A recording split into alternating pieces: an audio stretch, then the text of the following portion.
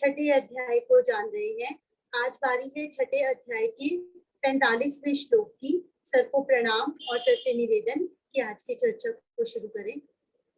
और नवरात्रि की सर को बहुत बहुत बधाई हम सबकी ओर से। सभी को बहुत बहुत प्रणाम। माँ जगदम्बा के सभी भक्तों को नवरात्रि की हार्दिक शुभकामनाएं। और आज हम 45वां श्लोक करने वाले हैं। इससे पहले के श्लोकों में हम बात कर रहे थे कि जो योग भ्रष्ट हैं उनकी फिर जन्म के बाद जो अगला जन्म है उसके बाद उनकी क्या स्थिति रहती है। क्योंकि अर्जुन ने प्रश्न किया था कि कहीं उनकी दुर्गति तो नहीं होती जो योग से भ्रष्ट हो जाते हैं, योग के मार्ग से भ्रष्ट हो जाते हैं, कहीं उनकी दुर्गति तो नहीं होती। और फिर यह भी कहा था कि कहीं वो छिन्न भिन्न हुए बादल की तरह कहीं नष्ट तो नहीं हो जाते। तो भगवान जी ने अर्जुन के इन प्रश्नों का उत्तर देते हुए कहा कि नहीं, जो योग भ्रष्ट साधक हैं, किसी कारण जिनका योग मार्ग जो है वो अवरुद्ध हो गया है, तो उनकी दुर्गति नहीं होती। उनके जो पुण्य कार्य किए हुए हैं या जो साधना की हुई है वे नष्ट नहीं होती। फिर उन्होंने दो प्रकार के साधकों की बात की कि जो योग से भ्रष्ट होने वाले साधक हैं वे दो प्रकार के हैं। एक तो वह जिसके मन में अभी कुछ इच्छाएं शेष रह जाती हैं और उसका योग का मार्ग, योग की यात्रा अवरुद्ध हो जाती है। और दूसरा ऐसे व्यक्ति की बात की थी जिसकी सारी इच्छाएं पूरी हो चुकी हैं, यानी उसकी इच्छाओं से वह तृप्त हो चुका है और विरक्त हो चुका है और वो योग साधना में लगा है, परंतु किसी कारणवश उसकी साधना पूरी नहीं हो पाती। तो ऐसे व्यक्तियों की क्या स्थिति होती है मृत्यु के पश्चात, उसके बारे में भगवान जी ने अर्जुन को बताया कि जिसके मन में इच्छाएं शेष रह जाती हैं उसका संपन्न और आध्यात्मिक परिवार में जन्म होता है, ताकि उसकी जो आगे की यात्रा है वह सुगमता से चल सके और उसके जो मन में इच्छाएं शेष रह गई थी वह भी पूर्ण हो सके, क्योंकि उसे एक संपन्न परिवार मिला है। फिर जो दूसरी तरह का साधक था जिसकी इच्छाएं उसके मन में कुछ नहीं थी, उसके मन में विरक्ति का भाव आ चुका था, किसी कारणवश उसकी भी यात्रा नहीं पूर्ण हुई, तो उसका जन्म जो है योगियों के परिवार में होता है, ताकि उसकी यात्रा जहां से उसको ब्रेक लगा था वहीं से पुनः और जल्दी स्टार्ट हो सके।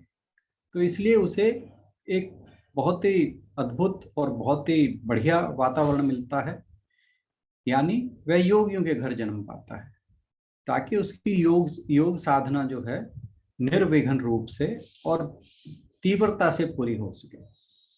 फिर भगवान जी ने बताया कि जो योग भ्रष्ट है, जिसकी आध्यात्मिक यात्रा इच्छाओं के शेष रहते हुई थी, तो उसके बारे में पिछले श्लोक में बताया था। अब यहाँ वो बता रहे हैं कि उसकी जो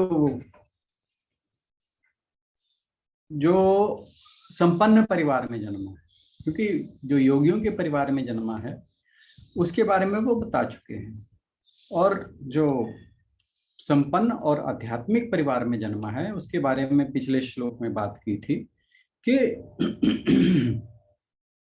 उसको संपन्न परिवार इसलिए मिलता है कि वो बेशक भोगों के परवश हुआ है, लेकिन वह आध्यात्मिक पथ की ओर भोगों में लिप्त होते हुए भी एक जीवन में उसके ऐसा क्षण आता है जब वह आध्यात्मिकता की ओर आकर्षित हो जाता है।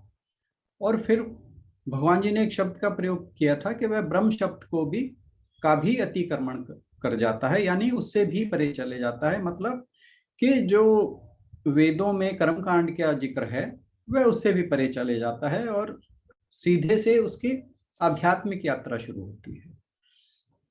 अब यहाँ पर फिर उसी बात को उसी प्रकार के योगी जो उस कैटेगरी की बात कर रहे थे, जिनका संपन्न और आध्यात्मिक परिवार में जन्म हुआ है, उसके बारे में और अधिक बता रहे हैं इस श्लोक में।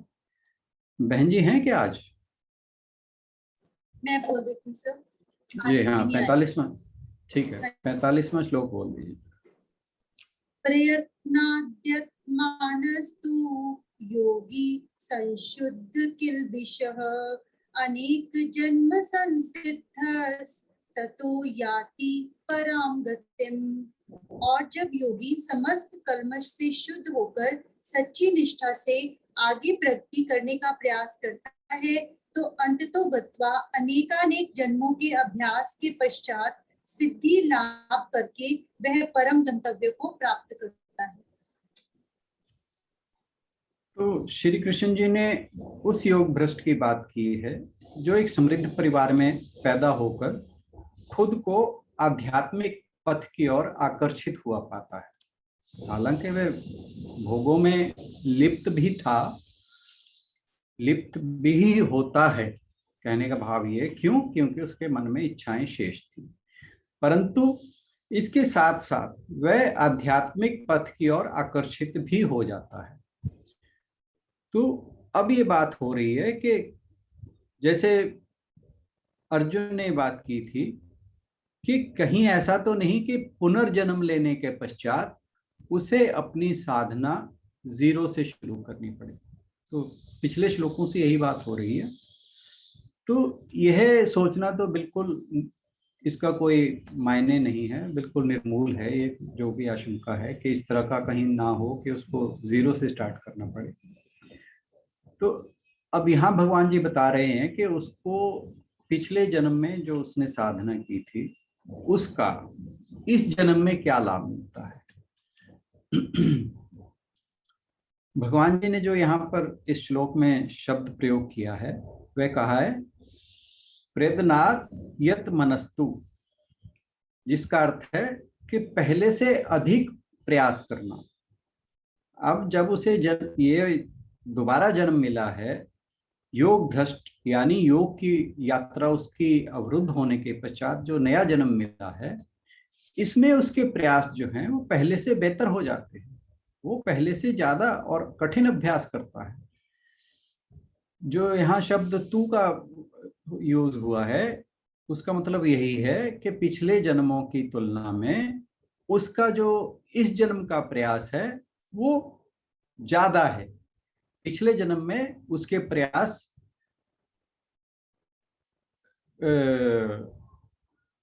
अधिक नहीं थे, जिसकी वजह से उसको वह अपनी यात्रा को पूर्ण करने में असफल रहा। यानी जो योग साधना वह कर रहा था उसमें जो उसने प्रयास किए थे वो कम थे, जितने चाहिए थे वे नहीं थे।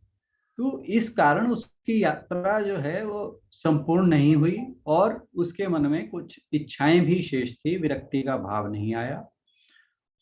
तो इसका मतलब ये है कि इस जन्म में भगवान जी कह रहे हैं कि वो आगे से, या आगे से नहीं, जो पिछले जन्म का है वहां से इस जन्म में ज्यादा अधिक प्रयास करता है, ज्यादा अधिक प्रयत्न करता है, ताकि उसकी जो यात्रा है वो पहले से तीव्र गति से चल पाए और जो लक्ष्य है मोक्ष प्राप्ति का वह उसे इस जन्म में प्राप्त हो जाए। तो जो इस प्रकार के व्यक्ति हैं जो उनका अतीत रहा है यानी पिछला जन्म रहा है, उससे वे इस जन्म में अपनी गति बढ़ाने में, गति किस चीज की? आध्यात्मिक यात्रा में, वो गति बढ़ाने में अब पहले से ज्यादा सक्षम होते हैं। तो जो उनके लिए उस यात्रा में, जैसे एक व्यक्ति नाव चलाता है, यदि उसको हवा का सहारा मिले तो उसकी जो नाव है वो नदी में और तेज चलती है। तो इसी प्रकार जो अब की बार उसको जन्म मिला है उसमें उसके पूर्व जन्म के जो प्रयास हैं वो इस जन्म में और भी अधिक गति से अपने लक्ष्य की ओर बढ़ता है। तो जब उसकी गति बढ़ती है तो इसका मतलब है कि वो उस यात्रा को जल्दी से पूरा करेगा। अब कुछ लोगों को यह लग सकता है कि ये इस जन्म में इतनी जल्दी उस लक्ष्य की ओर कैसे बढ़ रहा है।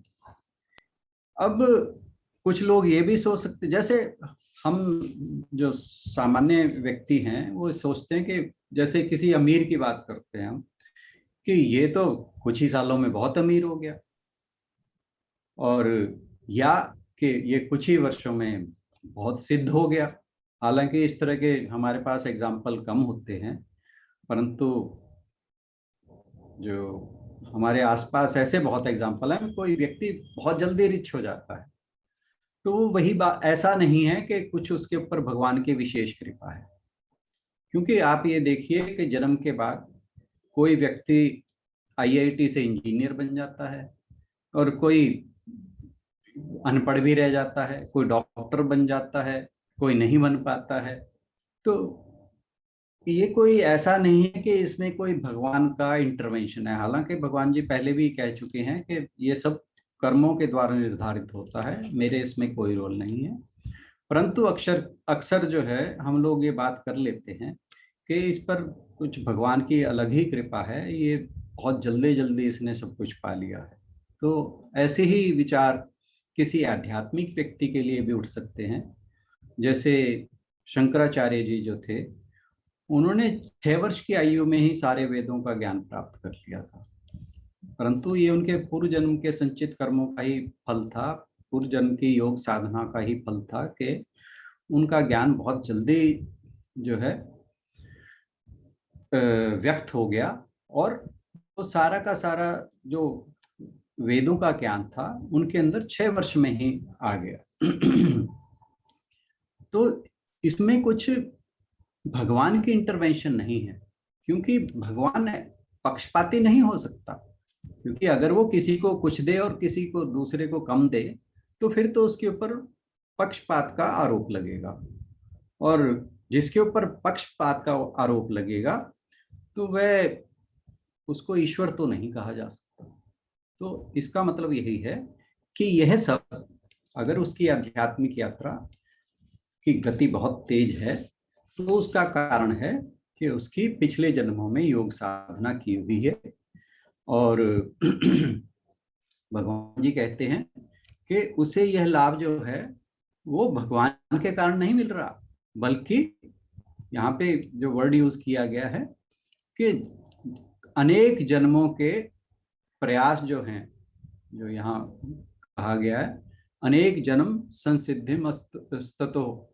तो इसका मतलब क्या है कि उसने जन्म दर जन्म बहुत प्रयास किए हैं उस साधना के लिए जो इस जन्म में जाकर फलीभूत होने जा रहे हैं। और जैसे कोई व्यक्ति, अब किसी दो व्यक्ति हैं, उन्हें जॉब करने पर सेम तनख्वाह मिलती है, परंतु एक धन का तो कुछ संचय कर लेता है, दूसरा फिजूल खर्ची करता है।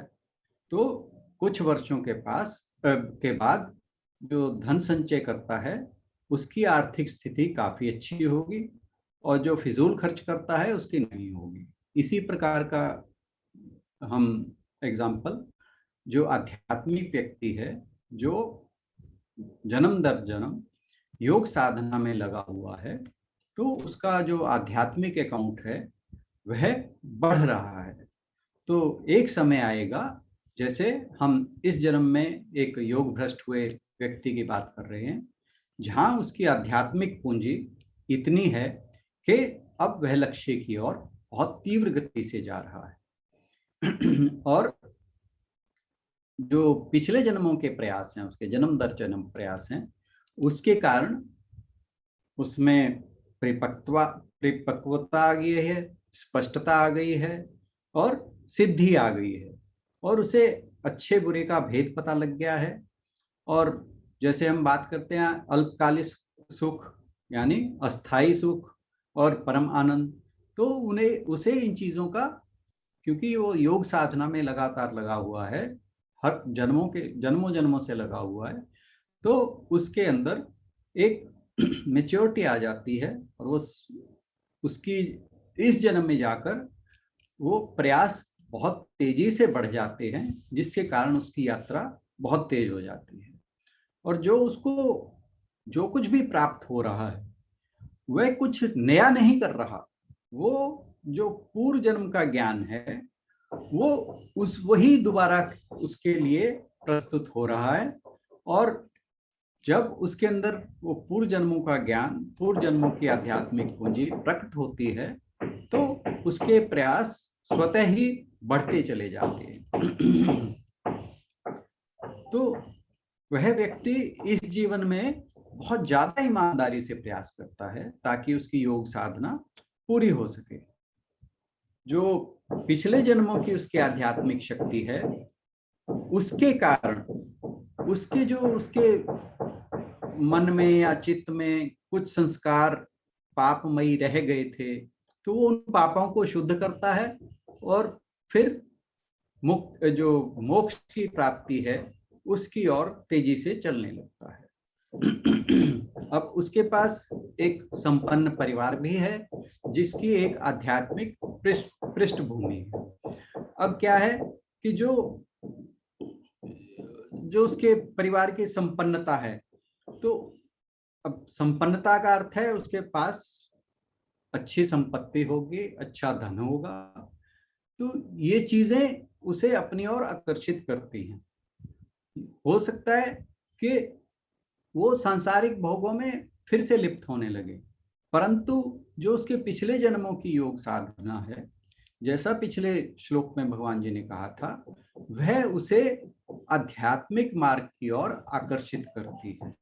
तो वहां से उसके धीरे धीरे, बेशक वो संपन्न परिवार में है, बेशक उसके पास सभी प्रकार की सुख सुविधाएं हैं, परंतु उन सब के होते हुए भी जो आध्यात्मिक मार्ग है उसकी तरफ उसका आकर्षण अधिक होता है पिछले जन्मों की योग साधना की वजह से, और वो उसे अपने ओर खींचता चला जाता है, जिस कारण उसकी आध्यात्मिक यात्रा के प्रयास बढ़ने लगते हैं और धीरे धीरे उसके मन में सांसारिक भोगों के प्रति, बेशक वह संपन्न परिवार में जन्मा है, परंतु सांसारिक भोगों के प्रति उसके मन में विरक्ति का भाव आने लगता है और उसकी आध्यात्मिक यात्रा तेजी से चलने लगती है। तो इसलिए भगवान जी यहाँ पर अर्जुन को, मतलब ये कहिए कि इंस्पायर कर रहे हैं, क्योंकि अर्जुन भी बड़े संपन्न परिवार में जन्मा हुआ है, राजसी परिवार है उसका, युवराज है वो अपने परिवार का। और भारतवर्ष के मतलब प्रमुख परिवारों में गिना जाता था कुरुवंश, तो उस परिवार से संबंध है उसका, तो सुख सुविधाओं की उसके पास कोई कमी नहीं है। तो भगवान जी जो उसे बता रहे हैं, तो उसका इसके साथ साथ जो युद्ध के क्षेत्र में वह खड़ा है, भगवान जी उसकी मुक्ति का मार्ग भी प्रशस्त कर रहे हैं। तो जो कृष्ण जी से उसे ज्ञान प्राप्त हो रहा है, उसके पास आध्यात्मिक मार्ग पर चलने का एक पर्याप्त अवसर कृष्ण जी अर्जुन को प्रदान कर रहे हैं, और उसके माध्यम से जो योग भ्रष्ट हुए साधक हैं उनकी बात भी साथ साथ वे कर रहे हैं। और फिर इसे अपने वास्तविक जीवन में कैसे उतारना चाहिए, इसके बारे में भगवान जी अगले श्लोक में बात करें। आज के लिए इतना ही, धन्यवाद।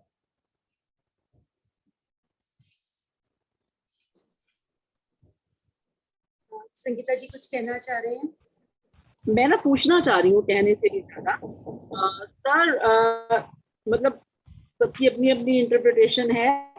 मुझे ऐसा पता नहीं क्यों लगा कि जो 44वां श्लोक है इसमें जिनकी बात की गई है वो 42वें श्लोक में जिनका जिक्र आया है उनकी बात की गई थी, और 45वें श्लोक में आज जिनकी बात हो रही है वो 43वें श्लोक में जिनका जिक्र आया था उनकी बात हो रही थी। मुझे ऐसा लग रहा था, पर आपकी बात से मुझे लगा कि 44 और 45 श्लोक जो है वो कॉन्टिन्यूशन में है जी। तो मतलब क्योंकि इसमें जैसे मतलब 44वें श्लोक में उन्होंने योग भ्रष्ट व्यक्ति की बात की और उनके लिए ये बोला कि वो भगवान की ओर आकर्षित हो जाता है और सकाम कर्मों के फल को उल्लंघन कर जाता है। लेकिन 45वें परंतु से स्टार्ट किया, परंतु मतलब कंट्रास्ट, 44 और 45 दो अलग लोगों के बारे में बात हो रही है। करने वाला योग को फिर तो शब्द का जो प्रयोग है कि वो तो मतलब तत्काल ही परम गति को प्राप्त हो जाता है, तो परम गति को प्राप्त अल्टीमेट गोल। लेकिन 44 श्लोक में सिर्फ इतना कि वो आकर्षित हो जाता है और कर्मों के फल का उल्लंघन कर जाता है। तो मुझे इसमें कंफ्यूजन लगा, मुझे लगा कि 44वां श्लोक योग भ्रष्ट के बारे में है और 45वां श्लोक ज्ञानवान उस वैराग्यवान पुरुष के बारे में है जिसका जन्म ज्ञानवान योगियों के यहाँ होता है। जो 43वां श्लोक था बहन जी, वो बात थी कि जो योगियों के परिवार में जन्मा है, और वहां पर बात हो रही थी कि 43वां 42वां भी उनके बारे में था ना, वैराग्यवान पुरुषों के बारे में। 42वां भी उनके बारे में था सर। अच्छा, हाँ ठीक है। तो जो 44वां था उसमें बात आई थी उन योग भ्रष्ट साधकों की जिनका संपन्न परिवार में जन्म होता है। सर 44 में भी उनकी बात हुई है, 44 में भी उनकी बात थी। अब जो योगी परिवार में जन्मा है, हाँ जी, उसकी तो यात्रा जन्म के कुछ ही वर्षों बाद पूरी हो जाती है, क्योंकि उसने जो सारी उपलब्धियां थी वो उससे पिछले जन्म में कर ली थी पूरी। उसकी ये कह लो कि वो जो लक्ष्य था मोक्ष का, उससे कुछ ही पहले समय उसकी यात्रा पे ब्रेक लग गया। मृत्यु होगी या क्या हुआ जो भी, उसके बारे में कोई स्पष्ट जिक्र नहीं है। परंतु जो बात, अब वो तो बात एक खत्म होगी, उसे तो मोक्ष की प्राप्ति हो चुकी है, क्योंकि उसके लिए बहुत कम चीजें बची थी प्राप्त करने के लिए।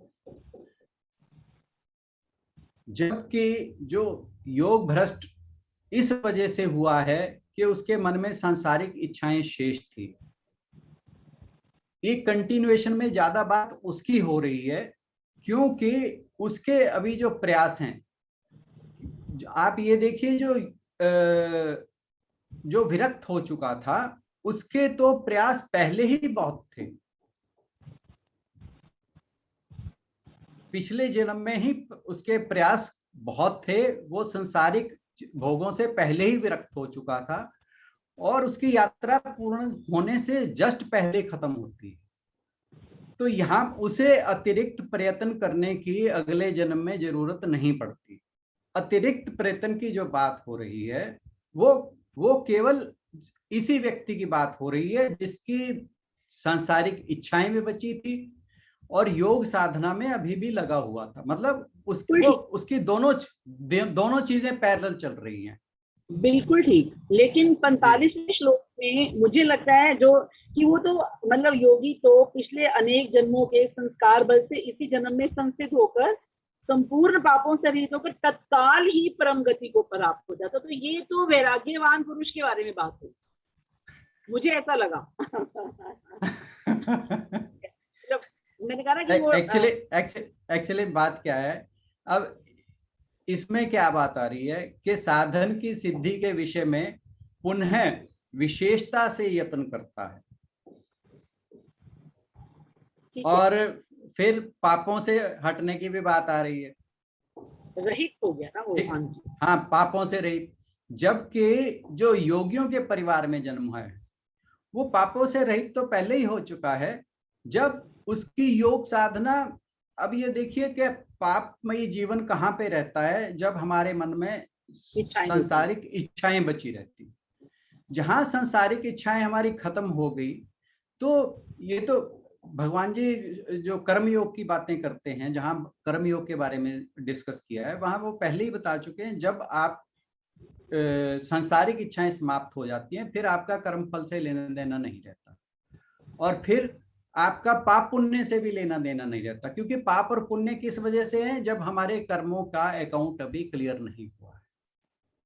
वो कब तक रहेगा, जब तक इच्छाएं बची रहेंगी। तो उस जो योगियों के परिवार में जन्मा है वो उसके ये सारे कलमश उससे पिछले जन्म में पूरे हो चुके हैं। आई होप कि मैं कुछ आपकी बात को क्लियर कर पा रहा हूँ। नहीं, वो बात तो क्लियर है, पर मुझे पता नहीं फिर भी लग रहा है कि 47वां श्लोक जो है वैराग्यवान पुरुष के बारे में है, क्योंकि आप संपूर्ण पापों से रहित पे जोर दे रहे हैं, मैं तत्काल ही परम गति को प्राप्त हो जाता है इस बात पे स्ट्रेस दे रही हूँ। तो मुझे उस हिसाब से वो ऐसा लगा, तो इसलिए मैंने आपसे मुझे शेयर किया ये। हाँ, नहीं नहीं, वो तो बात ठीक है। और तत्काल का यहाँ वर्ड कहाँ आ रहा है? याति सर पराम गति उनके पास व्याख्या है ना, उसमें होगा। की व्याख्या में मैं तो पढ़ रही हूँ। हाँ, मुझे क्योंकि लगा जो श्लोक का अर्थ है, श्लोक का अर्थ मैं दोबारा पढ़ देता हूँ। हे कुरुनंदन, वहां पर उसको पूर्व जन्मकृत साधन संपत्ति अनायास ही प्राप्त हो जाती है, फिर उससे वह साधन की सिद्धि के विषय में पुनः विशेषता से यत्न करता है। अब आप थोड़ा सा इस पे ध्यान दे के मैं देखिए। पढ़ूंगी अच्छे मुझे से। ये समझ आया, देखिए मैं कोई परफेक्ट तो मैं तो नहीं कहता मैं परफेक्ट, ऐसा आप don't take it that way. ना ना ना ना ना ना ना ना बिल्कुल भी नहीं। आई ये नो, तो मैंने ये तो मैं खुद नहीं करता किसी की बात को, I don't take it on the words, मैं खुद नहीं करता। एंड आई नो क्योंकि सर, राधा सर, हाँ हाँ, हाँ जी, इसलिए मुझे मैंने हिम्मत भी की है, पूछने की और अपना संशय रखने की। जी बिल्कुल बिल्कुल। मैं तो बिल्कुल स्वीकार करता हूँ कि मैं गलत हो सकता हूँ। अरे गलत सही की बात नहीं नहीं नहीं नहीं नहीं नहीं नहीं, मैं मेरा मतलब ये है कि हो सकता है कि मेरी जो व्याख्या है हो सकता है, नहीं नहीं नहीं, आप प्लीज इस बात को अदरवाइज ना लें। मैं कुछ ये नहीं कह रहा कि आप मेरे में दोष क्यों निकाल रही है, मैं ऐसी अरे बात नहीं कर रहा। ये दोष तो निकाल रही हाँ हाँ हाँ बात ही हाँ, नहीं। नहीं मुझे पता है आप क्या कहना चाह रही हैं। मैं जो बात कर रहा हूँ कि मैंने जो जिन शब्दों पे जोर दिया है, वो एक तो ये है कि वो साधन की सिद्धि के विषय में पुनः विशेषता से प्रयत्न करता है, एक तो इस बात पे। और दूसरा ये है कि जो उसकी पूर्व जन्म की साधन संपत्ति है उसे अनायास ही प्राप्त हो जाती है और वो पापों से मुक्त हो जाता है। तो पापों से मुक्त का मतलब मैं जो समझ रहा हूँ और विशेष प्रयत्नों से जो मैं जान रहा हूँ, उसका मैं ये सोच रहा हूँ और मैंने 2-3 कमेंट्रीज पढ़ी हैं। जी जी हाँ, एक तो वो जो मैं पहले भी बताता हूँ, जो चिन्मय आनंद जी हैं, चिन्मय मिशन वाले, एक तो मैंने उनकी पढ़ी है, एक यूएस के हैं वेदांता सोसाइटी के, वहाँ से पढ़ी है, फिर स्वामी मुक्तानंद जी की पढ़ी है, कई जगह पढ़ा मैंने। तो फिर मुझे लगता भी है ये, बाकी यू नेवर नो, क्योंकि बहुत सी कमेंट्रीज ऐसी हैं जिसके अंदर एक किसी जो कोई भी व्यक्ति है जो एक कमेंट्री करता है, दूसरा, अब जैसे शंकराचार्य जी की कमेंट्री है, उसके ऊपर मधुसूदन सरस्वती ने लिखी है कमेंट्री, तो आगे उन्होंने बहुत चीजों को क्लैरिफाई किया।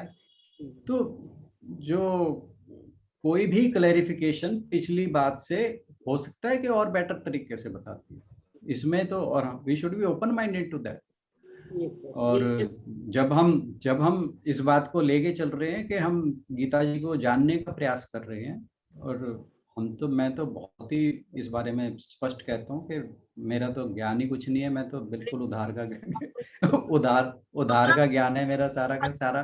क्योंकि ज्ञान जो है ना, देखिए अब जैसे स्वामी विवेकानंद हुए हैं, उधार के ज्ञान को अपने अंदर लेकर के समझा तो रहे हो, यहाँ उधार का ज्ञान भी याद नहीं रहता। तो इसीलिए आप बड़े हो। तो ना बड़े छोटे की तो बात ही नहीं है जी। ये तो मैं तो बहुत ही अपने आप को बहुत ही छोटा और तुच्छ आदमी समझता हूँ। मैं तो अपने आप को मूड बिल्कुल मूड मानता हूँ, ऐसे तो कोई बात ही नहीं है। ये तो ये, और हाँ, और दूसरी बात मैं तो हमेशा कहता हूँ कि हमें डिस्कशन जरूर करनी चाहिए।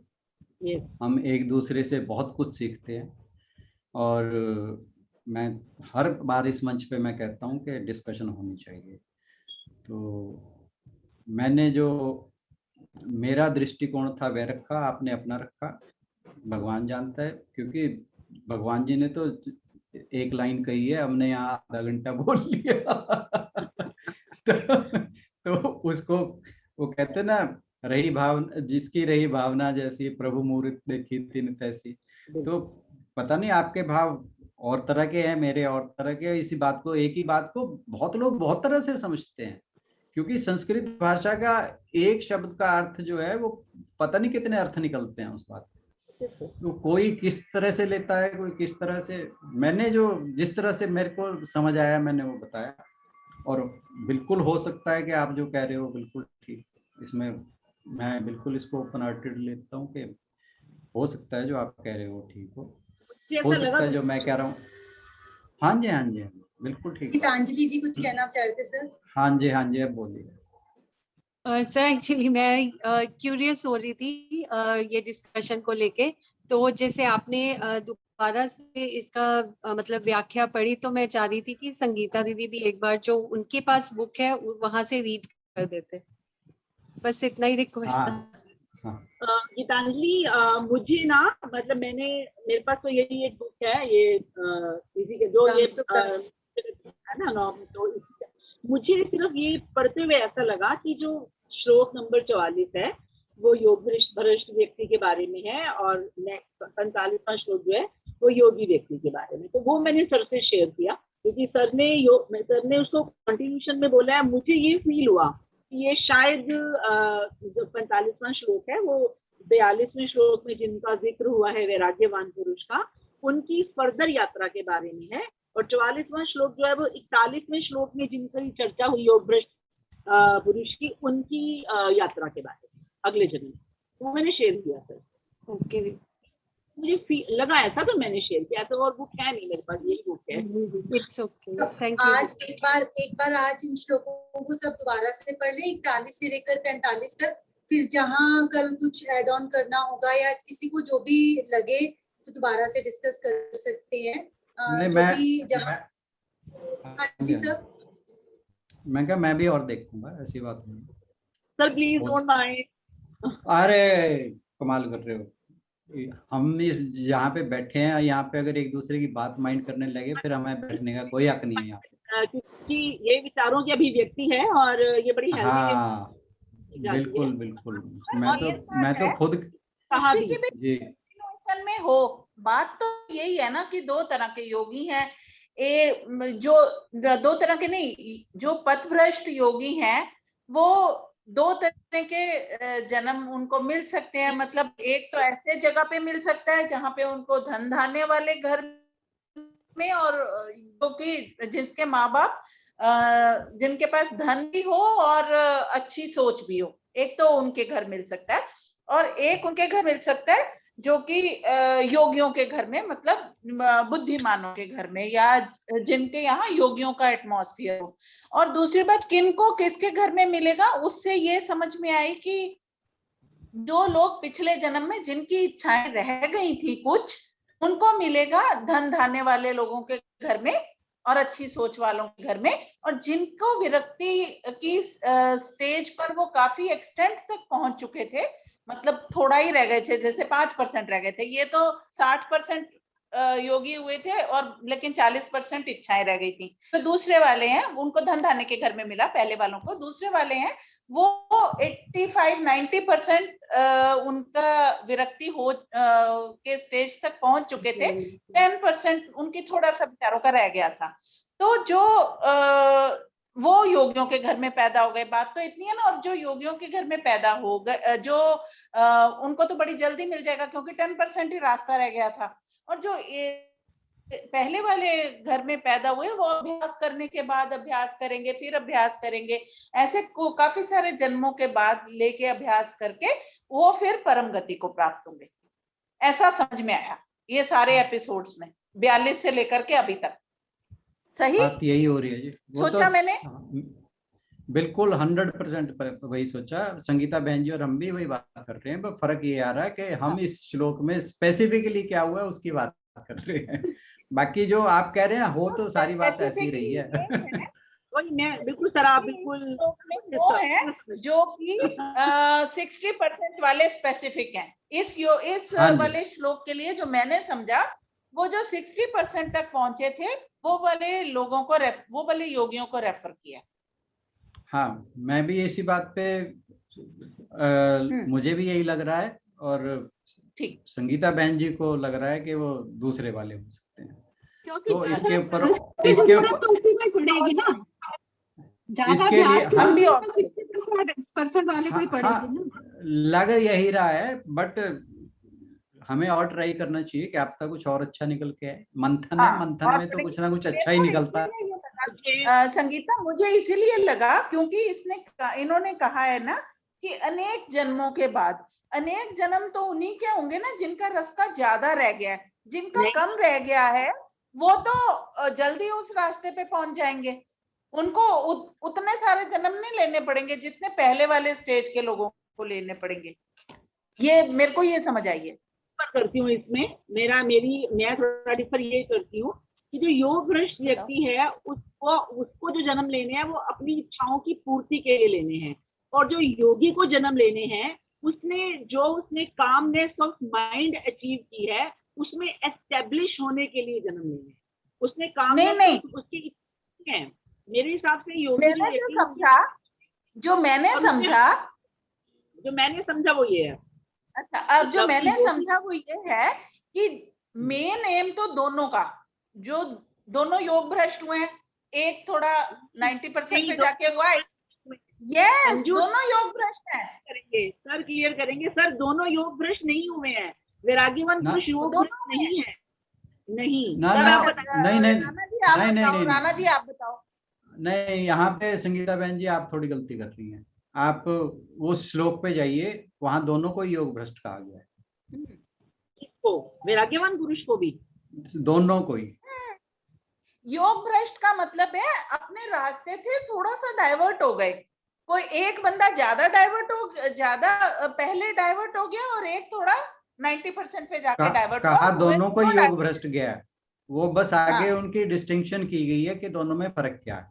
सर ये कौन से श्लोक हैं जहाँ मैं वही बता रहा हूँ आपको। मेरा ख्याल 42वें में नहीं या 41 में होगा।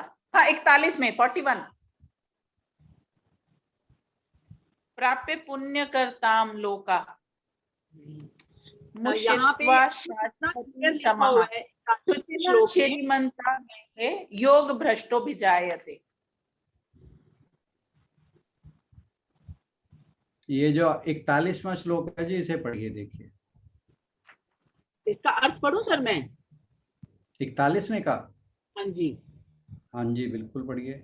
में लिखा है योग भ्रष्ट पुरुष पुण्यवानों के लोकों को अर्थात स्वर्गादपि उत्तम लोकों को प्राप्त होकर उनमें बहुत वर्षों तक निवास करके फिर शुद्ध आचरण वाले ये तो उसी की बात आ गई। और लेकिन अथवा जो वैराग्यवान पुरुष है वो उन लोकों में नहीं जाता जिन लोकों में योग भ्रष्ट पुरुष जा रहा है। वैराग्यवान पुरुष उन लोकों में ना जाकर ज्ञानवान योगियों के ही कुल में जन्म लेता है। यहाँ पे ही में बल है और कहीं जन्म लेता ही नहीं। एक मिनट।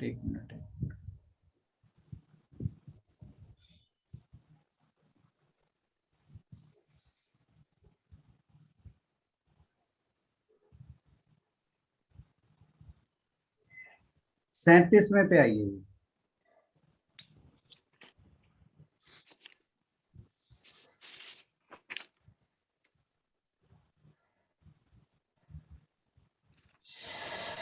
ये जो सवाल पूछ रहे हैं अर्जुन, हाँ जी, श्री कृष्ण जो योग में श्रद्धा रखने वाला है किंतु संयमी नहीं है, इस कारण जिसका मन अंत काल में योग से विचलित हो गया है, ऐसा साधक योग की सिद्धि को अर्थात भगवत साक्षात्कार को ना प्राप्त होकर किस गति को प्राप्त होता है। हाँ जी। और फिर आगे वही वो बातों की तरह छिन भिन वाला क्वेश्चन ही पूछा है ना उन्होंने तो। हाँ जी। तो ये इन दोनों जो श्लोक हैं इसमें बात हो रही है।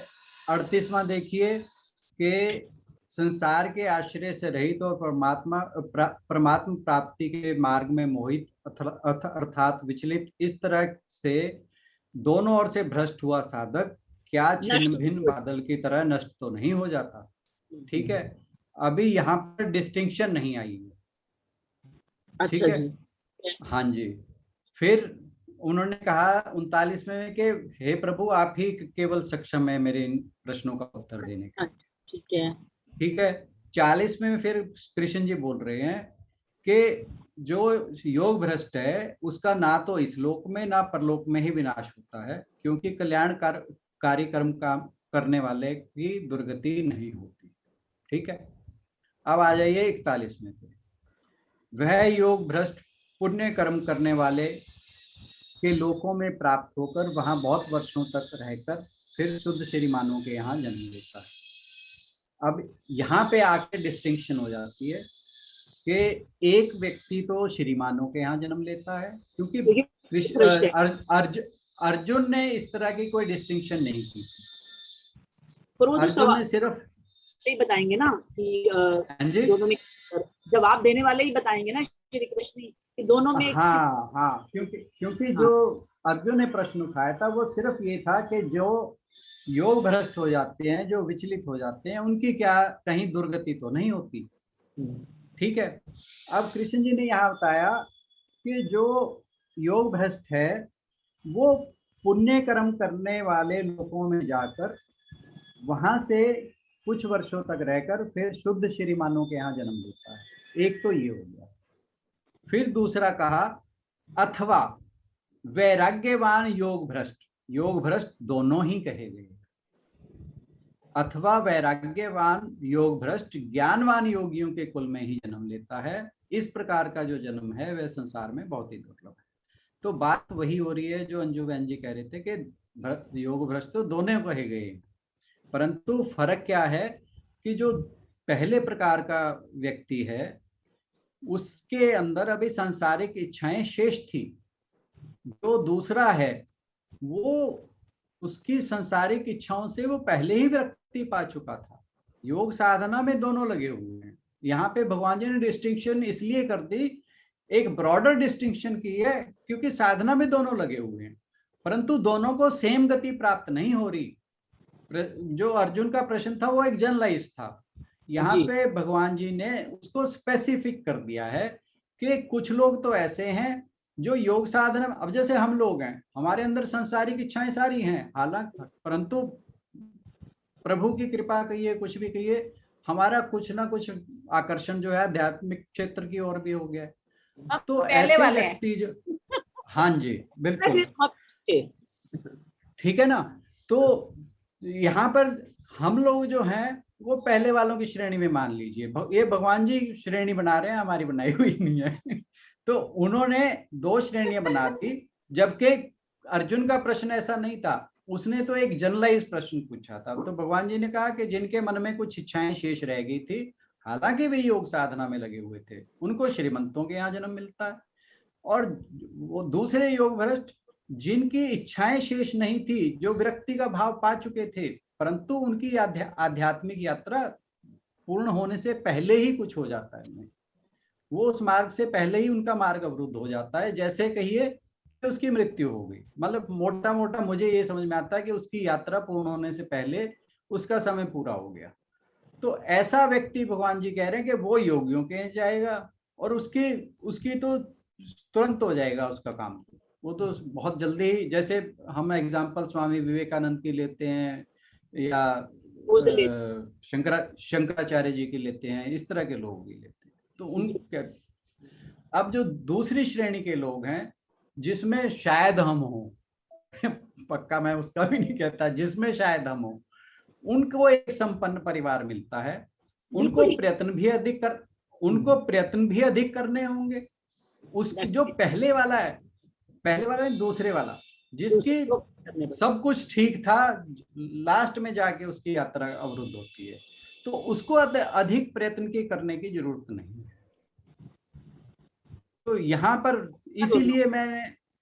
इसीलिए यहाँ पर मैं इस श्लोक को जो उस तरह से लेके चला हूं कि यहाँ पर जो बात हो रही है, एक तो वही कि वो जन्म जन्म की जो उसका ज्ञान अर्जित किया हुआ है, आध्यात्मिक संपत्ति उसने जो अर्जित की है, उसके कारण उसे एक ऐसा परिवार मिलता है जो संपन्न होने के साथ साथ आध्यात्मिक भी है, जिसके कारण उसको ये जो क्या नाम है, संसारिक उसकी इच्छाएं शेष रहते हुए भी उनको पूर्ण करने का भी उसको साधन मिलता है। और जो आध्यात्मिक पथ है, क्योंकि उसकी योग साधना है, उसे पूरा करने के लिए एक आकर्षण उस तरफ उसको पिछली साधना की वजह से मिलता है। और इस जन्म में जाकर उसके जो प्रयास हैं वो पिछले जन्मों के अर्जित पूंजी अर्जित की है उसने आध्यात्मिक, उसकी वजह से होते हैं। और जो योगी बाकी है बातें आज हमने की हैं उसके बारे में, बाकी नो डाउट हम इसको और थोड़ा सा ध्यान से देखेंगे। में और कमेंट्री टाइम देते हैं इस बात पे। हाँ जी, ठीक है, and thank you and sorry both. Thank you. अरे नहीं, ये तो अच्छी बात है कि सॉरी की बात, अच्छी बात ये है कि हम अंदर मुझे ऐसा लगा, अगर सच्ची बताऊं तो मुझे अभी भी ऐसा ही लग रहा है जो मुझे पहले लगा। नहीं, हम आप भी और पढ़ना, हम भी और पढ़ेंगे, फिर कल बात करते हैं। 45वां श्लोक योगी के बारे में और 44वां योग भ्रष्ट के बारे में। मैं अपने मन की बात बता रही हूँ। नहीं ठीक है, मैं तो कह ही नहीं रहा कि आपके मन की बात गलत है। कहीं भी गुंजाइश तो कहीं भी, दोनों जगह ही कहीं ना कहीं तो है ही है। अब स्टूडेंट से टीचर से ही पूछना ना, उनके मन में कोई डाउट आएगा तो। नहीं जी, मैं तो आपसे ज्यादा बड़ा स्टूडेंट हूँ।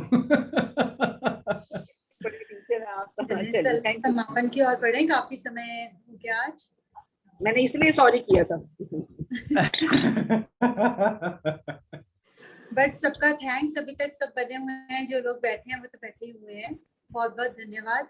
सर्वे भवन्तु सुखिनः, सर्वे सन्तु निरामया, सर्वे भद्राणि पश्यन्तु, मा कश्चित् दुःख भाग् भवेत्। गौ माता की परम कृपा से सुख समृद्धि का बसेरा, गौधन से दुख दरिद्र भागे, सब ग्रंथों का सार घनेरा। बोल गौ माता की जय। अहम ब्रह्म अर्पणम अस्तु। बहुत सार्थक रही आज की चर्चा। सभी के सहयोग के लिए बहुत बहुत धन्यवाद।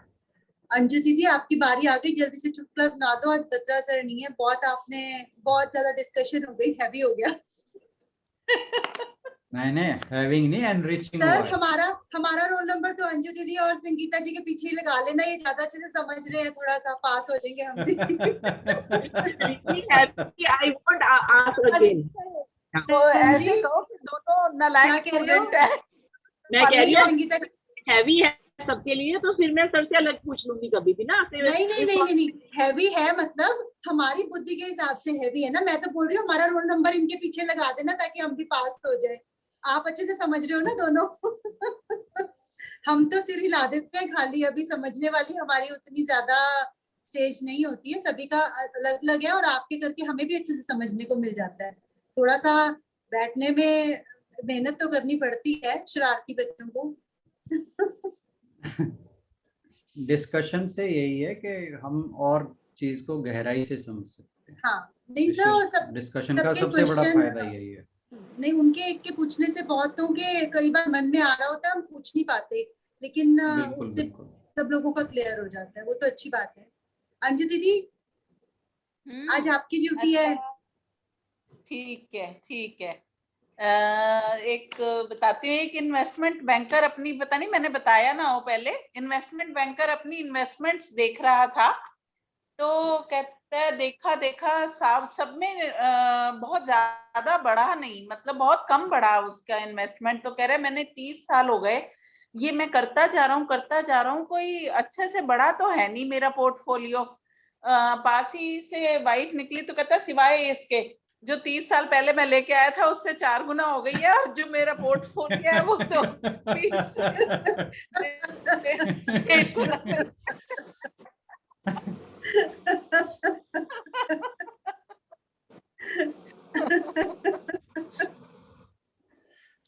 इस इन्वेस्टमेंट से तो सबको ही शिकायत रहती है।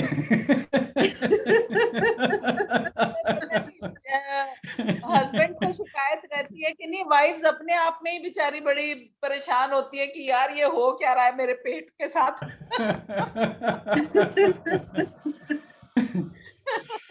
बट सर बहुत सारी चीजें और भी होती होंगी। कल आप करना कि जैसे वो सूद सर कहते थे कि वो परमुटेशन और कॉम्बिनेशन की बात करते थे, तो सिर्फ एक ये दो, अभी तो इन्होंने दो के बारे में बताया है, बहुत सारी और चीजें भी होती होंगी जिस वजह से अगला हमारा जो भी है जन्म निर्धारित होता है या मोक्ष मिलता है। सिर्फ ये दो पे तो नहीं, क्योंकि कई लोग अच्छे घर में आके और सब कुछ मिलके भी वो विरक्ति होती है उनके अंदर। नहीं, ये और तो हम पहले भी बात कर चुके हैं, आज से 2-3 दिन पहले भी बात हुई थी कि ये स्पेसिफिकली एक 2 कैटेगरी की बात हो रही है, ये सभी लोगों की बात नहीं हो रही।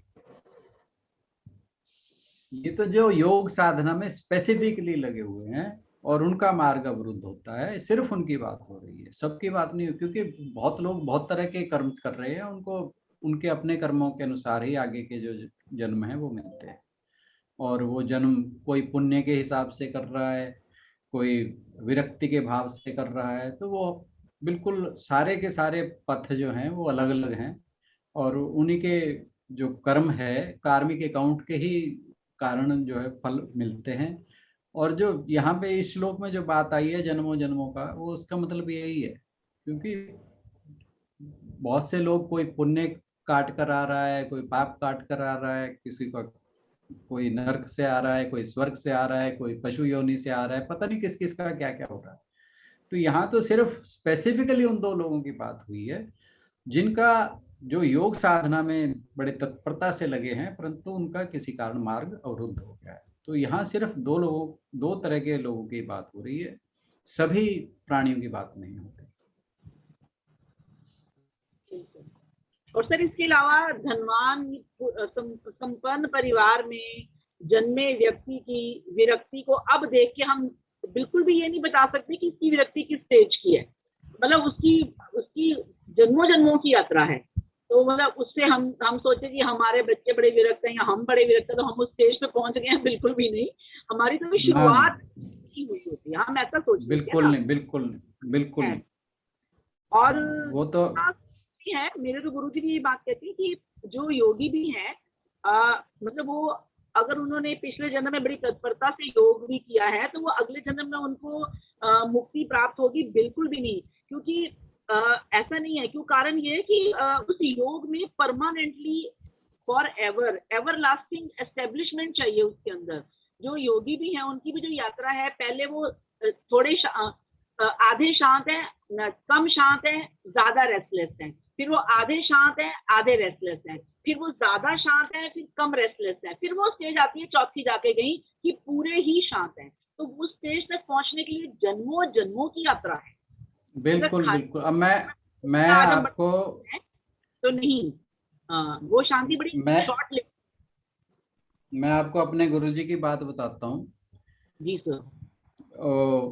उनकी डेथ से काफी साल पहले की बात है। उन्होंने साफ कहा था कि मुझे इस जन्म में मुक्ति नहीं मिलेगी, मेरा अभी एक जन्म और शेष है, उस जन्म के बाद मैं मुक्त होऊंगा। ये उन्होंने खुद कहा था, जबकि वो हमें लगता था कि वो तो मुक्त ऑलरेडी है।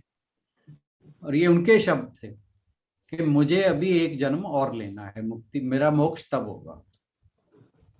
तो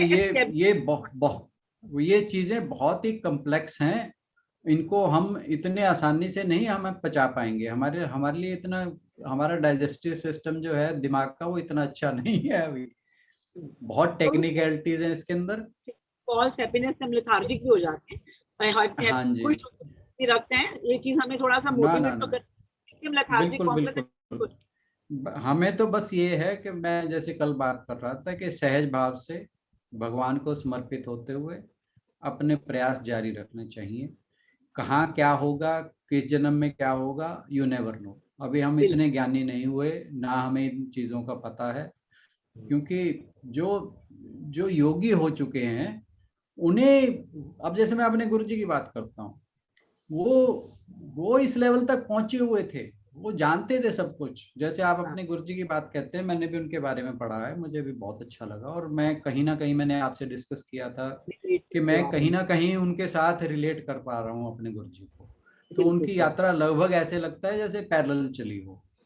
तो और जब उन्होंने खुद कहा कि मैं अभी एक जन्म मुझे और लेना पड़ेगा, तब हमारे लिए तो बहुत आश्चर्य की बात थी कि वो, हाँ बिल्कुल सर। हाँ, जो वो इतने सिद्ध पुरुष थे, उन्हें अपने पूर्व जन्म का याद था। उन्होंने बताया कि मेरा पूर्व जन्म की समाधि कहाँ है, उन्होंने ये तक बताया था कि मैं, और ये भी बताया था कि मैं इस जन्म में गृहस्थ बना हूं, पिछले जन्म में मैं सन्यासी था, नाथों के संप्रदाय में था, और फलाना जाके ग्वालियर में जाके देखिए वहां मेरी समाधि, मतलब ये तक बताया था।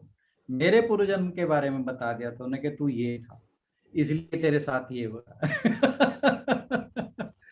तूने ये बिल्कुल। किया था। तो जो ये इस तरह के हाँ। पहुंचे हुए सिद्ध व्यक्ति हैं, जब वो कह रहे हैं कि मुझे अभी एक जन्म लेना पड़ेगा, तो मेरे जैसे को, तो हमारे जैसे को पता नहीं क्या होगा। ठीक है, लगे रहो बस। सर वो आपकी सहज वाली बात सबसे अच्छी लगी। एक बार ना हाँ एक स्वामी रामसुख दास जी से पूछा कि किधर जा रहे हो, तो उन्होंने बोला फुटबॉल को क्या पता वो किधर जाएगा, खिलाड़ी जिधर किक मार देगा, ठोकर लगाएगा वहीं जाएगा। तो कहते भगवान जा ये वाला भाव बिल्कुल भी रहे कि मतलब बिल्कुल एक बिल्कुल। ही पकड़ लें, ज्यादा चीजों को क्या पकड़ना है। हम बहुत ज्यादा टेक्निकलिटीज में जाएंगे तो हमारे लिए चीजें मुश्किल ज्यादा होंगी, क्योंकि हम अभी उतने प्रबुद्ध नहीं हुए। हमें हमें ज्ञान का प्रकाश जरा सा भी नहीं हुआ। हम जरा तो भी सिर्फ नहीं। पढ़ पढ़ के कुछ, हाँ, हम तो जो पढ़ पढ़ के कुछ जानने की कोशिश कर रहे हैं, और अपने आप को ये जो कहते हैं ना कि हम तो आध्यात्मिक यात्रा पे लगे हुए हैं, ये भी पता नहीं लगे हुए हैं कि नहीं लगे हुए। थैंक यू बस सर। ये है कि ये है कि भगवान के नाम पे थोड़ी श्रद्धा तो है, पहले से बेटर है, तो इसलिए हाँ लगता है कि बाकी बाकी वही है कि भगवान को याद करो, समर्पण करो, सहज भाव में रहो कि बस ठीक है, हम कर रहे हैं, भगवान जी आप साथ देना, बस अरे इतनी जिधर बात रहे। हाँ जी, नीरज जी कुछ कहना चाह रहे हैं? नीरज जी जरूर जरूर जरूर। हाँ, मैं अभी जो डिस्कशन में सुन रहा था, एक तो वो कह रहे थे ना वैराग्यवान का भी जो है योग से भ्रष्ट हो सकता है। तो गीता में ही एक श्लोक है, मुझे ध्यान नहीं आ रहा, उसमें हर चीज की अति नहीं होनी चाहिए, किसी भी चीज की। अगर आप अति करेंगे तो वो योग भ्रष्ट कहलाता है। योग स्थिति संतुलन की स्थिति है, और योग लगता ही उसको है जो संतुलन में होता है। यानी कि कुछ भी हो वो आप लिमिट में करिए, और वो आपको संतुलन का कैसे पता लगे, वो आपको खुद ही पता लग जाएगा। जैसे साइकिल चलाते हुए बैलेंस बनता है ना, तो जी जी आपको जी, अपने जीवन का खुद ही पता लगेगा कि आप संतुलन में हैं कि नहीं। तो वही स्थित प्रज्ञता बिल्कुल है, वही समत्व भाव है, वही योग स्थिति है। योगारूढ़ जो है ज्यादा पैसे वाला भी हो सकता है, गरीब भी हो सकता है, वो एक मन की स्थिति है उसको प्राप्त करने बिल्कुल की। तो वो गीता का एक संदेश है। तो वही है, वैराग्य बहुत सारी वर्जनाएं करके भी योग भ्रष्ट हो जाओगे, आपका संतुलन टूट जाएगा। ये नहीं कि हम अपने ऊपर रेस्ट्रिक्शन, ये नहीं करना है वो नहीं करना है, ना तो वो ना ना ना, स्थित ये तो प्रज्ञता वहां भी डिस्टर्ब हो जाएगी। बिल्कुल बिल्कुल। अगर हम तो ये कुछ अपने आप संतुलन को आपको दबा, ही देखना है। अगर हम कुछ दबा के अपने आप को करते हैं, वो तो फिर विस्फोट, वो तो ब्लास्ट करेगा एक टाइम पे आके। बिल्कुल, भगवान श्री कृष्ण का एक आदर्श है ना, उनको उनके जीवन देखिए, और वो योगी राज कहा जाता था उनको। कितने संपन्न परिवार से थे, राजा थे, फिर भी योगी थे। बिल्कुल डिस्पैशन था, वैराग्य भी था, वो अटैच होके दुखी भी नहीं होते थे। तो हर तरह से उन्होंने एक संतुलन बना रखा था, तो इसीलिए उनको योगी राज कहते थे। और एक चीज और मैंने सुनी है, मुझे पता नहीं है प्रामाणिक है कि नहीं, कि गीता में सिर्फ 33 श्लोक हैं जो ऑथेंटिक हैं, बाकी बाद में मिला दिए गए। अब इसके बारे में मैं थोड़ा खोज रहा हूँ कि कहाँ से कौन से कुछ लोग कहते हैं सिर्फ 33 श्लोक हैं जो वहां पे बोले थे कुरुक्षेत्र में। वैसे तो ये कहा जाए कि हमें इससे क्या फर्क पड़ता है, गीता जी में हाँ, अगर फर्क। 33 के अलावा भी जो श्लोक हैं, उनमें भी कुछ कम नहीं कहा गया, चाहे वो बाद में ही जोड़े गए। हाँ, शिक्षा प्रद तो है ही, वो विद्वान लोगों ने ही जोड़े हाँ होंगे, अगर जोड़े होंगे। हाँ, तो व्यास कोई जी थे मूर्ख तो, जैसे, या कोई मूर्ख नहीं जोड़ सकता उसको, जो नहीं, ये प्रबुद्ध भी लोग बात हो हैं, जो सकती है सिद्ध। ना, भगवान ने जो कहा उनके एक एक शब्द में एक एक श्लोक बन जाता था ना, उनके एक एक शब्द से दो दो चार चार श्लोक बन जाते थे, क्योंकि इतने गहरे मतलब थे उसके। तो उनको आसान करने के लिए, उस गहरे मतलब को आसान करने के लिए ये श्लोक बाद में जोड़े गए, मे बी ये हो। और हमारा जो अनुभव है उसी हिसाब से हम इंटरप्रिटेशन करते हैं। तो वो जैसे वो पेंटिंग देखते हैं ना, पेंटिंग में हमें एक ये दिखाई दे रहा है, अब आपको श्लोक में फिर वो एक समझ लीजिए भगवान की रचना है वो हर एक श्लोक। आपका अब तक का जो जीवन है उसका रिफ्लेक्शन से ही आप उसका अर्थ भी निकालेंगे। मैंने तो एक चीज समझी कि हमने सरेंडर करना है, बस बाकी तो भगवान अपने आप देख लें। भैया मेरे को नहीं कुछ पता, हल्का सरेंडर कर लो जो करना है। हल्का हल्का बन के रहना है, कोई बोझा नहीं ढोना। बिल्कुल बिल्कुल, यही समझ आई बस पूरी चीज में। और अपनी तरफ से जो गीता पढ़ के समझा है और जो ऐसा समझ में आया कि हाँ ये गलत है, मतलब किसी के साथ अन्याय करना गलत है, गीता पढ़ के समझ आया या पिछले बड़े लोगों से सुन के समझ आया, तो जो समझ आया उसको करना है और सरेंडर कर देना है। परमात्मा बाकी तू देख ले भैया, मेरे तो समझ से आज का डिस्कशन बहुत एनरिचिंग है। और लग रहा है आज सबने लगता है व्रत रखा हुआ है, खाना नहीं खाना किसी ने, इसलिए जाने का मन नहीं कर रहा। और बहुत ही अच्छा लग रहा है सबके पॉइंट सुन के, और हर चीज वैलिड लग रही है। It's really great. Thank you everybody. ये जो संगति और सर प्रेरणा मिलती है ना, इंस्पायरेशन, क्योंकि आज शशि दीदी नहीं आए थे तो हमने आज का श्लोक नहीं किया शशि दीदी के साथ। अगर चाहे तो कल भी इस पर और डिस्कशन कर सकते हैं, कल अगला श्लोक नहीं लेंगे। हाँ जी, नहीं अब तो हम एंड की ओर हैं, तो ये हम 6ठा अध्याय तो पूरा ही डिस्कस करेंगे, 2-3 दिन तक चलता रहेगा, देखते हैं, ठीक है ना। तो इसको अभी तो अगर कल हम इस बात पे अभी और कुछ चर्चा करनी होगी तो करेंगे, नहीं तो अगला भी कर लेंगे, क्योंकि फिर हम 6 चैप्टर को पूरा भी तो लेना है ना अभी बाद में। और मैं तो चाहूंगा कि उस पे सारे के सारे दोबारा से चर्चा करें, वो उसमें हम टाइम ज्यादा लगाएं तो ज्यादा अच्छा रहेगा। अभी तो 2 श्लोक रह गए, इसको पूर्ण करें तो ज्यादा अच्छा। सर पिछली छुट्टी भी काट के आ गए, अगली भी खत्म हो जाएगी, हम अभी छठे में बैठे रहेंगे। पर हमें कोई पूरा तो करना हमारा उद्देश्य नहीं है, हमें तो सीखना समझना हमारा उद्देश्य है। ठीक बात है, सिर्फ खाना नहीं पचाना। बिल्कुल ठीक बात। चलो ठीक है, बहुत बहुत शुक्रिया सभी का, सभी को प्रणाम। कल मिलते हैं दोबारा। सभी को बहुत बहुत प्रणाम। प्रणाम। हरिओम जी।